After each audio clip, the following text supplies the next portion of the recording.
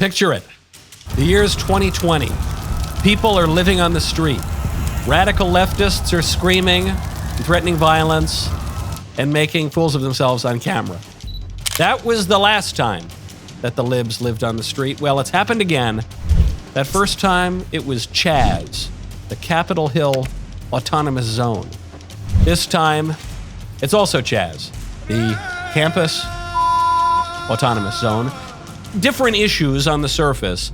The people pretty much exactly the same. And so we take a little trip down memory lane through deja vu all over again. We turn to the most recent CHAZ.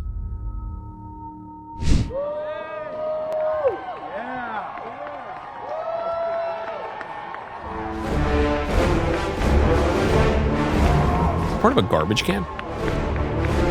Checks out.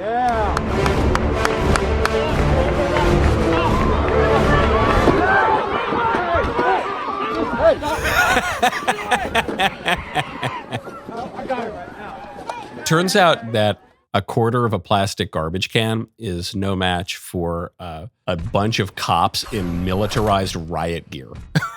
Not going to work. Now, someone pointed out, Michael, we shouldn't be applauding the cops here. These students, they're protesting, and we should never, I saw this on one of the social media apps, we should never repress the students and teachers when they're exercising their protests. And I thought, actually, as a general rule, it is always a good thing to repress university students and teachers. Help, help, I'm being repressed! Basically without exception. Which is what's going on here. Are you an NYU student? No, I'm not. Why are you guys wearing masks? Like, if you guys are, proud of what you're standing for, how come so many people are hiding their faces? I think that's a good question and a different interpretation of wearing masks than I'm used to.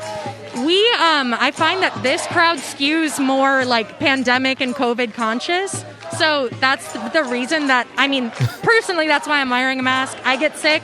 And I think a lot of my friends do too. If you're an astute observer, you might have noticed something.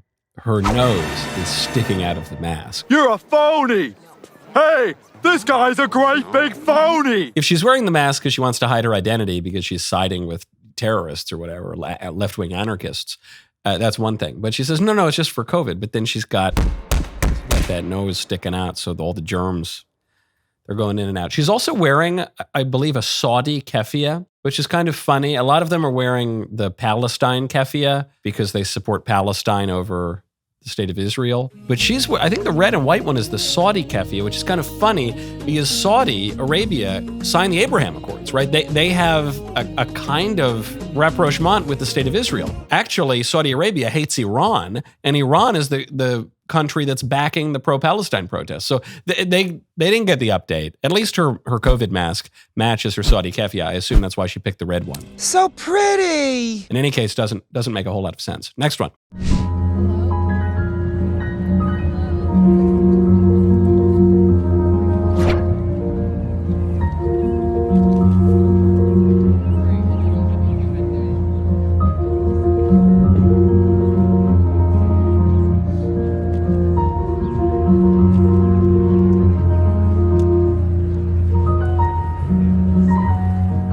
This is what it would look like if they went to Gaza and got thrown off a building.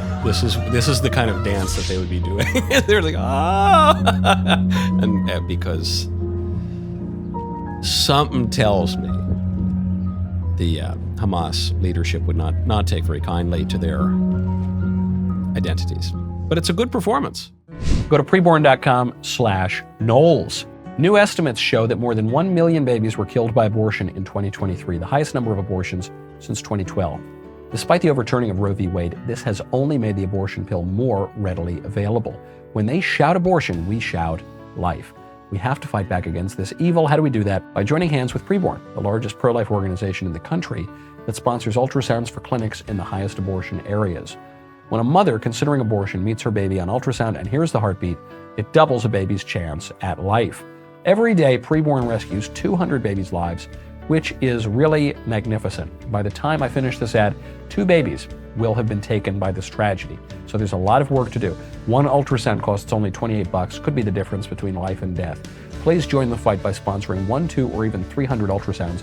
All gifts are tax deductible. To donate, dial pound 250, say the keyword baby. That is pound 250, keyword baby, or go to preborn.com/Knowles, K-N-W-L-E-S, preborn.com/Knowles. What would you say is the main goal with tonight's protest? I think the goal is just showing our support for Palestine and demanding that NYU stops. I honestly don't know all of what NYU's doing. Is there something that NYU's doing? I really don't know. I'm pretty sure they're... Do you know what NYU's doing? About what? About Israel. Why are we protesting? Bruh. I wish I was more educated. I'm not either. Oh. I came from Columbia. I was there up at Columbia, and we came down. They said NYU students needed our support. So I came down. I heard there's lots of cops. Some people were saying it was getting dangerous. What are we protesting? Pretty much sums it up. I also love that she comes from Columbia, which is supposed to be a more prestigious school. It's in the Ivy League, which totally checks out. And you need an Ivy League degree to be this confidently ignorant. That's really great. What is NYU doing? With the Israel thing? What I'm asking, why are we protesting? I don't know. I heard there were cops and stuff. And why are we protesting? Why are we living on the street? Huh? That's a good. If you ask yourself that question, if you have the self-awareness to ask yourself that question, you should have the self-awareness to stop. Well, are we protesting or are we rioting? Do other student groups have this kind of target on their back, or do you feel that you are being targeted because of the fact that it is in solidarity with Palestinians and against what Israel is doing to Palestinians?